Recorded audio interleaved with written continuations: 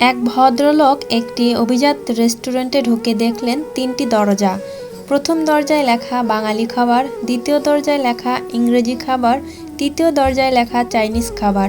লোকটি তার পছন্দ অনুযায়ী চাইনিজ খাবারের দরজায় ঢুকলেন। সেখানে আরও দুইটি দরজা দেখতে পেলেন। প্রথম দরজায় লেখা বাড়ি নিয়ে গিয়ে খাবেন, দ্বিতীয় দরজায় লেখা এখানেই খাবেন। লোকটি রেস্টুরেন্টে খেতে চেয়েছিলেন, তাই এখানেই খাবেন লেখা দরজায় ঢুকলেন। সেখানে আরও দুটি দরজা দেখতে পেলেন তিনি। প্রথম দরজায় লেখা এসি, দ্বিতীয় দরজায় লেখা নন এসি। লোকটি এসি রুমে খেতে চেয়েছিলেন, তাই এসি লেখা দরজায় ঢুকলেন। সেখানে আরও দুইটি দরজা দেখতে পেলেন। প্রথম দরজায় লেখা নগদ টাকায় খাবেন, দ্বিতীয় দরজায় লেখা বাকিতে খাবেন। লোকটি ভাবলেন বাকি খেলেই ভালো হয়, তাই তিনি বাকিতে খাবেন। বাকি লেখা দরজাটা খুললেন। খুলতেই নিজেকে দেখতে পেলেন তিনি রাস্তায় বেরিয়ে পড়ছেন, আর বাইরে একটা দেয়ালে লেখা, যা পাগলা হাওয়া খা।